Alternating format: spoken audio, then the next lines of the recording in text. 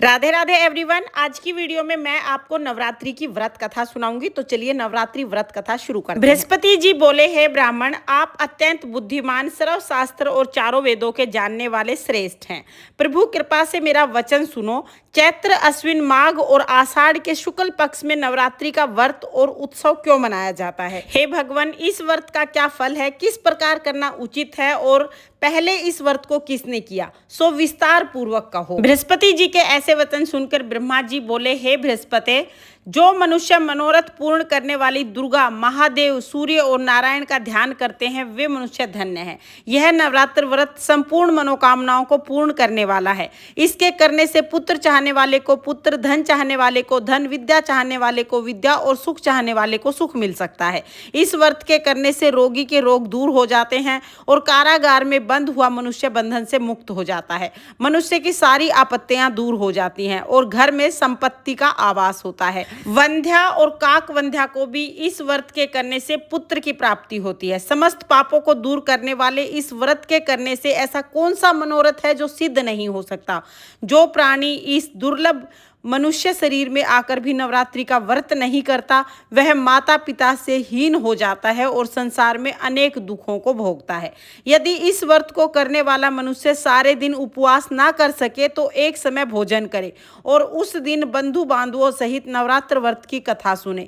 हे बृहस्पति, जिसने पहले इस महाव्रत को किया उसका इतिहास मैं तुम्हें सुनाता हूँ। इस प्रकार ब्रह्मा जी का वचन सुनकर बृहस्पति जी बोले, हे ब्राह्मण, मनुष्यों का कल्याण करने वाले इस व्रत के इतिहास को मेरे लिए कहिए। तब ब्रह्मा जी बोले, पीठत नामक मनोहर नगर में एक अनाथ नाम का ब्राह्मण रहता था। वह भगवती दुर्गा का परम भगत था। उसके संपूर्ण सद्गुणों से युक्त सुमति नाम की एक अत्यंत सुंदर पुत्री पैदा हुई। वह कन्या सुमति अपने पिता के घर बालकपन में अपनी सहेलियों के साथ क्रीड़ा करती हुई इस प्रकार बढ़ने लगी जैसे शुक्ल पक्ष की कलाएं बढ़ती हैं। उसका पिता प्रतिदिन जब दुर्गा माता का पूजन और होम किया करता था, उस समय वह भी नियम से उपस्थित होती थी। एक दिन वह सुमति अपनी सखियों के साथ खेलने में लग गई और भगवती के पूजन में उपस्थित नहीं हो सकी। उसके पिता को पुत्री की ऐसी असावधानी देखकर क्रोध आया और पुत्री से कहने लगा, हे दुष्ट पुत्री, आज प्रभात से तूने भगवती का पूजन नहीं किया। इस कारण मैं किसी कुष्ठी और दरिद्र के साथ तेरा विवाह करूंगा। इस प्रकार सुमति पिता का वचन सुनकर बहुत ज्यादा दुखी हुई। वह पिता से कहने लगी, हे पिताजी, मैं आपकी कन्या हूं। मैं सब तरह से आपके अधीन हूं। आपकी जैसी इच्छा हो आप वैसे मेरा विवाह कर सकते हैं। वही होगा जो मेरे भाग्य में लिखा है। मेरा तो इस पर पूर्ण विश्वास है। मनुष्य न जाने कितने मनोरथ का चिंतन करता है, पर होता वही है जो विधाता ने लिखा है। जो जैसा कर्म करता है उसका फल भी उसके अनुसार ही मिलता है, क्योंकि कर्म करना मनुष्य के अधीन है, फल देना देव के अधीन है। अपनी पुत्री के ऐसे निर्भयपूर्ण वचन सुनकर ब्राह्मण को क्रोध आ गया। तब उसने अपनी कन्या का विवाह एक कुष्ठी के साथ कर दिया और पुत्री से कहा, जाओ जाओ, जल्दी जाओ, अपने कर्म का फल भोगो, देखे भला भाग्य के भरोसे रहकर क्या करती हो। इस प्रकार से कहे हुए पिता के कटु वचनों को सुनकर सुमति मन में विचार करने लगी, अहो मेरा दुर्भाग्य, जिससे मुझे ऐसा पति मिला। इस तरह अपने दुख का विचार करती हुई वह सुमति अपने पति के साथ वन को चली गई। उस भयानक जंगल में वो रात बड़े कष्ट से व्यतीत हुई। उस गरीब बालिका की ऐसी दशा देखकर भगवती उनके पुण्य के प्रभाव से प्रकट होकर सुमति से कहने लगी, हे ब्राह्मणी, मैं तुम पर प्रसन्न हूँ, तुम जो चाहो वरदान मांग सकती हो। इस प्रकार भगवती दुर्गा का वचन सुनकर ब्राह्मणी कहने लगी कि आप कौन है जो मुझ पर प्रसन्न हो? यह सब मेरे लिए कहो और अपनी कृपा दृष्टि से मुझ दीन दासी को कृतार्थ करो। ऐसा ब्राह्मणी का वचन सुनकर देवी कहने लगी, मैं आदि शक्ति हूँ और मैं ही ब्रह्म विद्या सरस्वती हूँ। मैं प्रसन्न होने पर प्राणियों के दुख दूर करती हूँ और उनको सुख प्रदान करती हूँ।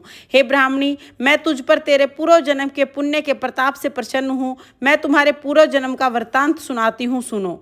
तू पूर्व जन्म में भील की स्त्री थी और अति पतिव्रता थी। एक दिन तेरे पति भील ने चोरी की। चोरी करने के कारण तुम दोनों को सिपाही पकड़ कर ले गए और ले जाकर जेल खाने में कैद कर दिया। उन दोनों ने तुझे और तेरे पति को भोजन भी नहीं दिया। इस प्रकार नवरात्रि के दिनों में तुमने न तो कुछ खाया न जल पिया। इस प्रकार 9 दिन तक नवरात्रि का व्रत हो गया। हे ब्राह्मणी, उन 9 दिनों में जो व्रत हुआ उस व्रत के प्रभाव से मैं प्रसन्न होकर तुम्हें मनवांछित वस्तु दे रही हूँ। तुम्हारी जो इच्छा है मांगो। इस प्रकार दुर्गा जी के कहे हुए वचन सुनकर ब्राह्मणी बोली, अगर आप मुझ पर प्रसन्न हैं तो हे दुर्गे, मैं आपको प्रणाम करती हूँ, कृपा कर मेरे पति का कोढ़ दूर कर दो। देवी कहने लगी कि उन दिनों में जो तुमने व्रत किया है, उस व्रत के एक दिन के पुण्य से तुम्हारे पति का कोढ़ दूर हो जाएगा, ये मैं तुम्हें वचन देती हूँ।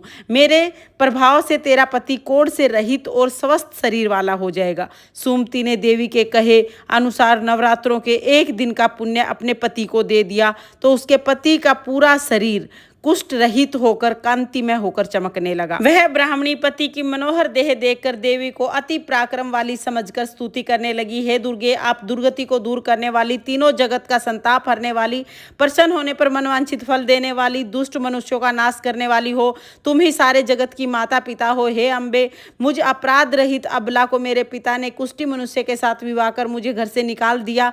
उनकी निकाली हुई मैं पृथ्वी पर घूमने लगी। आपने ही मेरा इस आपत्ति रूप के समुद्र से उद्धार किया है। हे देवी, मैं आपको प्रणाम करती हूँ, मुझ दीन की रक्षा करो। ब्रह्मा जी बोले, हे बृहस्पति, इस प्रकार इस सुमति ने मन से देवी की बहुत स्तुति की।